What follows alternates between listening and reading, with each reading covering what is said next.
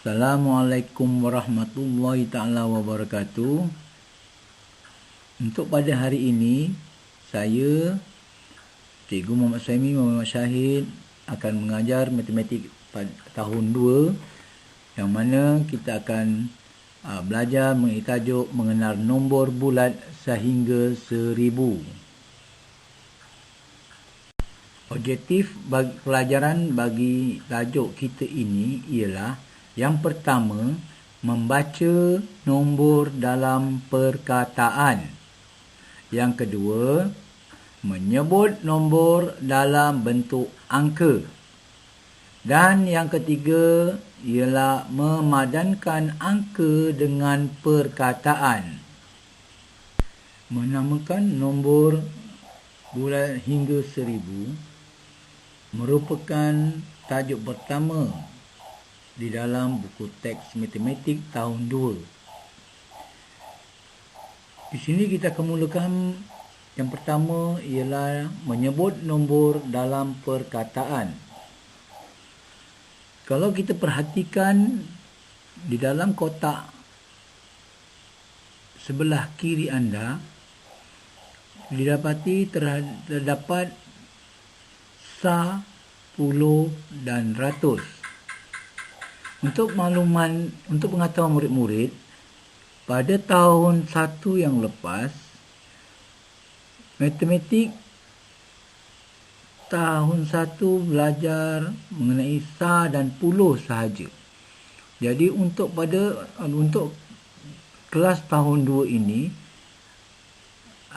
ditambah satu lagi digit, iaitu ratus. Jika kita perhatikan nombor yang pertama, kita lihat ialah di angka 102, di angka 10, 8 dan 7. Jadi di situ kita akan menyebutnya 287 sa, dan kita tidak boleh menyebut sa di angka 7. Kita tidak boleh menyebut sa. Kita hanya perlu menyebut 287. Kita lihat yang kedua, nombor yang kedua. Di rumah ratus 9, di rumah puluh 3 dan di rumah sa ialah sifar.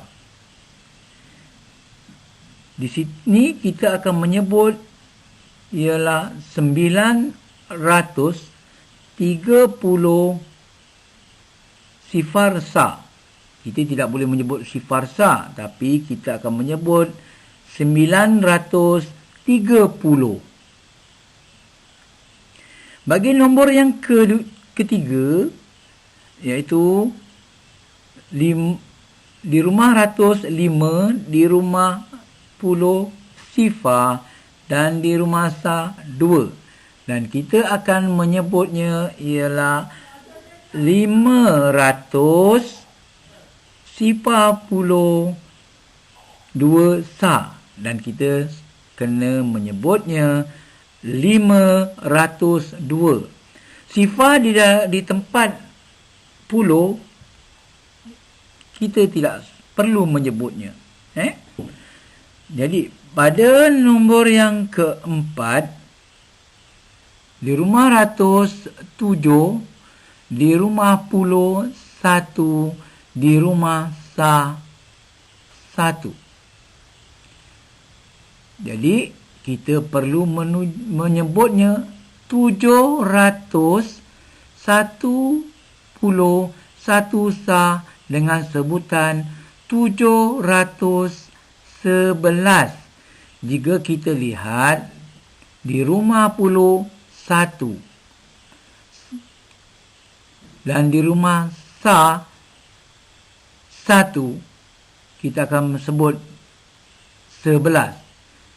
Jika di rumah puluh 1, di rumah sa 3, kita pun akan menyebut 13.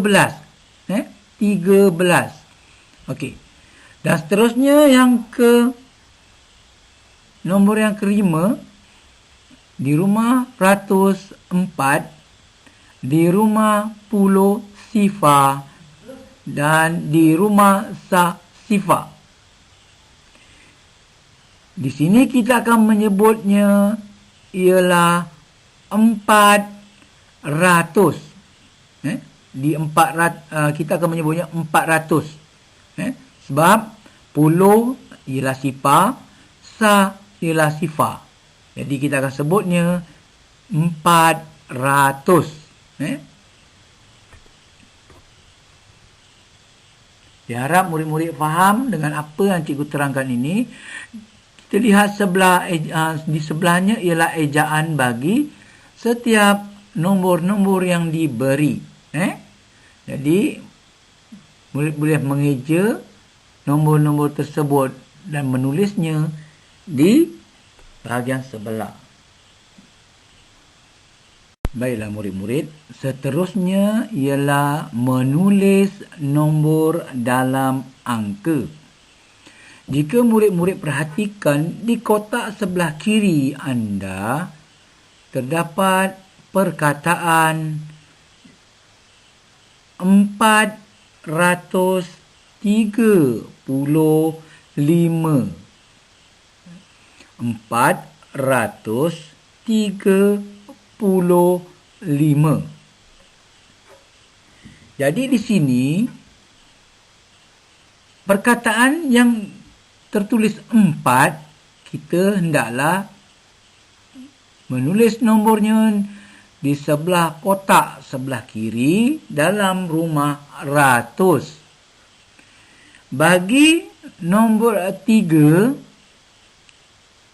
merupakan bolehlah dikendaki kamu masukkan ke dalam rumah puluh. Kalau kita perhatikan di situ 5 tiada pun ditulis sa. Jadi secara tidak langsung murid-murid bolehlah masukkan 5 di dalam rumah sa. Okey, baik, seterusnya perkataan yang kedua ialah 316. Di sini kadang-kadang murid keliru. Okey, tak apa. Kita belajar ya. Okey. Perkataan 3 kita bolehlah tulis di rumah ratus.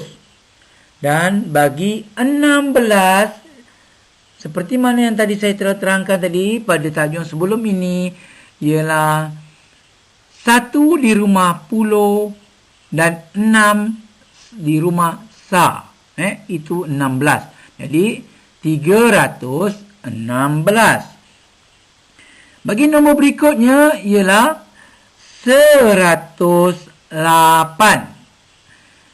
108. Jadi di sini 100 ialah 1. Jadi kita masukkan dalam rumah 100. Dan di rumah puluh kita hendaklah menulis nombor sifar. Bagi 8 kita masukkan ke rumah sa. Jadi kita akan sebut dia ialah 108. Nombor seterusnya ialah dengan perkataan 900. 900 kita akan masukkan di dalam rumah ratus. Dan di rumah puluh ialah sifar. Begitu juga dengan rumah sa, kita letak sifar. Jadi kita akan sebut 900. Nombor terakhir ialah perkataan terakhir ialah 762. 762.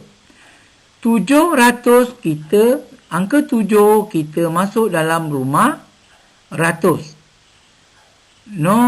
Perkataan 6 kita masuk dalam rumah puluh. Dan 2 kita masukkan dalam rumah sa. Jadi kita akan sebut 762. Saya harap murid-murid faham dengan apa yang telah diberikan penerangan ini. Jadi seterusnya cikgu akan memberikan latihannya.